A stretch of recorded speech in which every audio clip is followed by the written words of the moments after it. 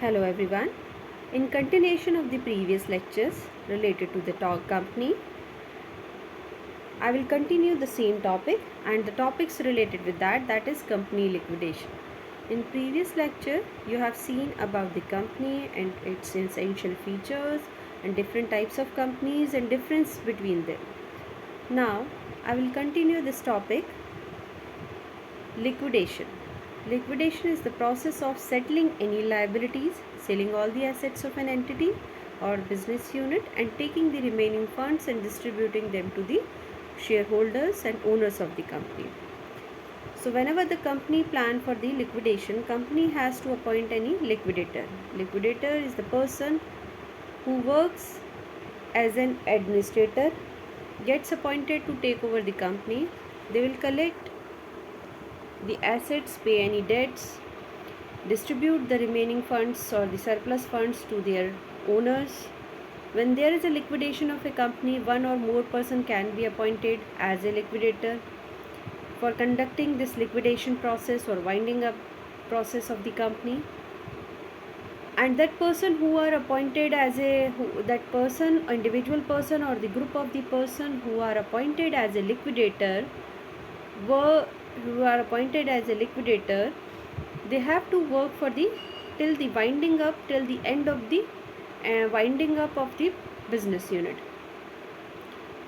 He is required to realize the assets, discharge the liabilities and distribute the surplus fund or the remaining funds or the balance funds with the shareholders. Purchase consideration. Whenever the liquidation process has been done, it is important concept when the amount has to be paid to the vendors of the purchaser or the assets. Purchase consideration is the amount paid by the purchase to vendors against the purchase or acquisition of the business.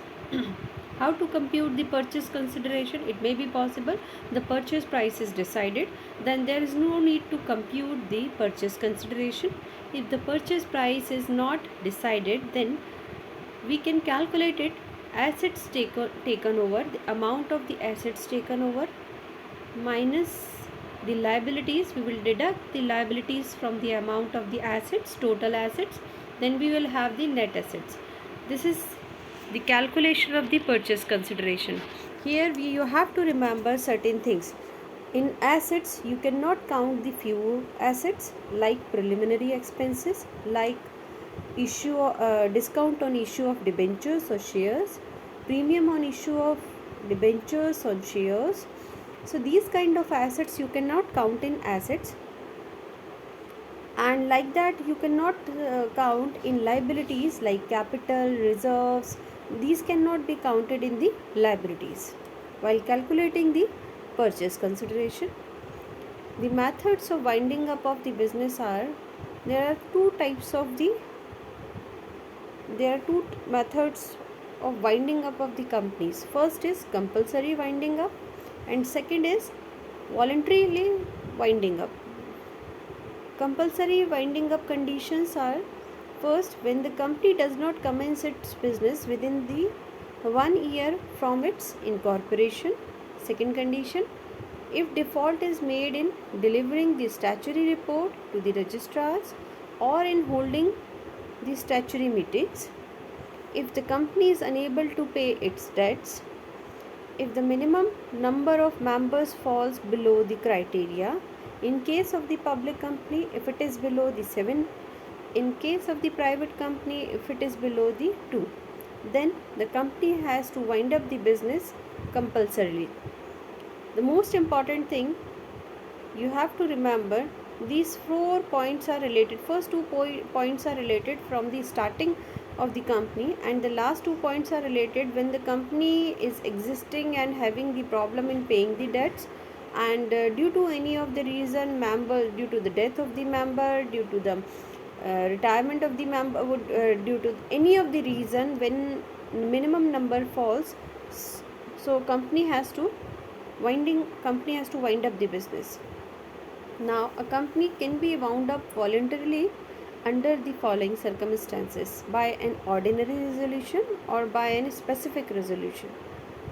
In ordinary resolution, where the duration of the company was fixed by the article and the period has expired, where the article provided for winding up on the occurrence of any event or the specified event has occurred.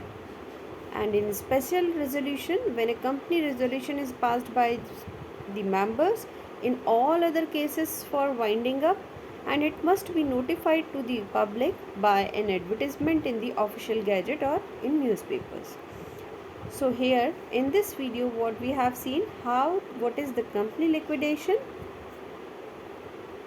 and who can be appointed as a liquidator. An individual person or the group of the person can be appointed as a liquidator, and they have to sold out all the assets, they have to sell out all the assets of the company, make the payments of the debts, and remaining amounts have to distribute to the shareholders. Purchase consideration means the amount which is given by the vendor of the assets or the acquisition of the business.